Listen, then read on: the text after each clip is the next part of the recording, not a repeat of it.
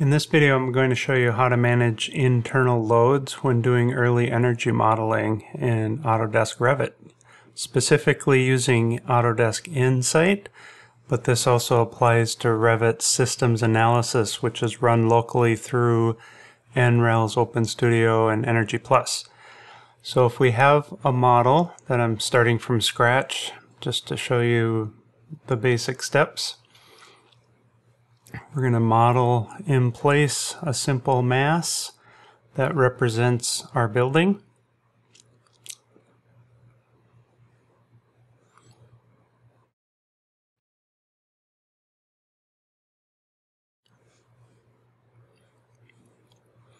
We'll just create a simple two-story building for this demonstration.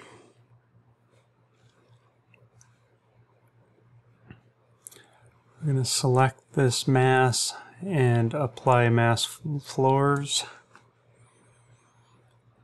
And then on the Analyze tab, we'll have a look at the Energy Settings dialog, and it's set to use conceptual masses and building elements. So we are using conceptual masses, so this is good. This is a fun new feature in Revit 2024 to only use elements. So this would be walls and roofs and things like that, Revit elements that are visible in the current view. Since we have a massing model, this perimeter zone depth is going to come into play. This is something that's specified in ASHRAE 90.1 Appendix G. And if we go to the Advanced Energy Settings subdialog, we'll see there's a building type option. And since this is geared towards architects, it's meant to just be a simple option that you can pick. At this stage, you can only do one occupancy type. So that applies to the entire building. But you can see there's a number of things here. Police station, retail, schools and universities, single family. So we have it currently set to office. Of course, up to this point, we would have need to also have set true north in our location, but we're just going to leave those as the default for this example. So when we create the energy analysis model, which I'm going to jump the gun and go ahead and do, we get this energy analysis model that has the perimeter zones, so one 15-foot deep zone in each orientation, and then one core zone. So that's what we refer to as perimeter and core thermal zoning. This is essentially simulating which is an interior wall, which would often occur that far in from the exterior of the building, and therefore allows the solar heat gain to develop on one side of the building where it might need cooling, but the other side could potentially still need heating at different times of the day and different times of the year. So when I select one of these zones, you'll see over here in the properties at the bottom under energy analysis, there's calculated loads, the occupancy load, the lighting load, the power load, the set points, dehumidification, humidification. So the occupant load is based on the number of people predicted to be in the space, and they're going to produce 1,368.26 BTUs per hour. So the HVAC system needs to handle that and provide cooling, for example, to offset that total load that would continue to build up. So where is that information coming from? How is it created? If we go to the Manage tab and then go to MEP Settings, we'll see that there's a Building and Space Type Settings command.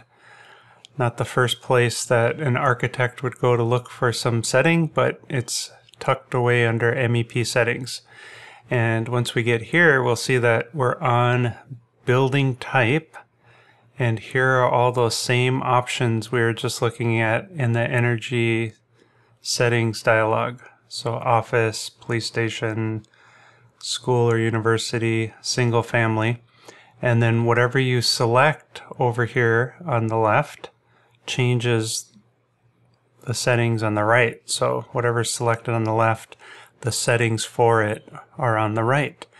And so you can see the area per person, the sensible heat gain per person, and we can continue to look at this list, and this all affects the internal loads that are really important. So the lighting load density, this is one thing that's a bit outdated in the advent of LED lighting. A lot of this information comes from Ecotect, a product that Autodesk purchased many years ago and transferred a lot of that information and some of those workflows directly into Revit. So this might need to be something more like 0.4 instead of 1.0 watts per square foot. And then we also have these occupancy loads. So the area per person, you're going to take the area of that perimeter zone, for example, and divide it by 307. And that'd be how many people are in the space. And then the heat gain per person is BTUs per hour. And then all of that is multiplied by the occupancy schedule. When are those people expected to be in the space?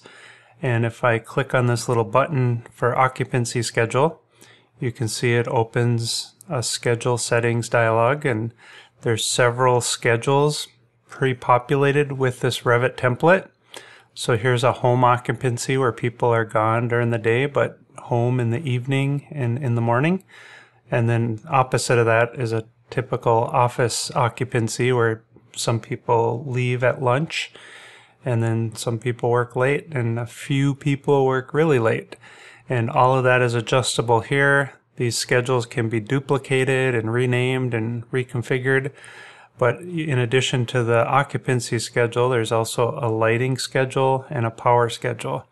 So when those things are expected to be used, how much is necessary to use them, and then that's multiplied, and that's what information we get when we select one of those zones, and we saw the total demand in the properties. So again, all of this can be adjusted.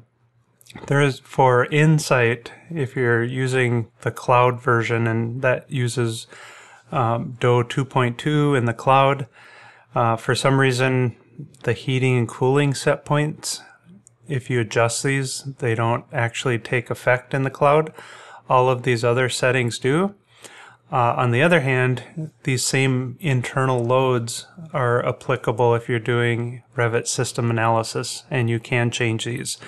And that is using EnergyPlus. I don't think the Energy Engine is necessarily the problem. There's just some glitch between transferring that information from here to GBXML to Insight. So anyways, you can also duplicate these building types.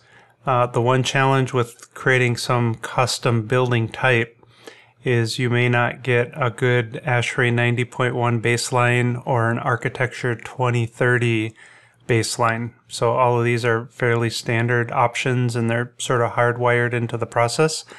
And then one quick peek, although this doesn't apply to what I'm showing here, but if you're in a Revit model that has MEP spaces, so a space instead of a room element, in the space properties, you can pick a space type. And now we have all of these same internal loads, but on a space-by-space basis. So for example, if we go down to food preparation, which is a good one because that's fairly resource-intensive space, the latent people and sensible heat gain and the light power density and the occupancy, all of these are going to be different and more resource-intensive. So that's a quick look at how the internal loads are set in Revit for early energy modeling.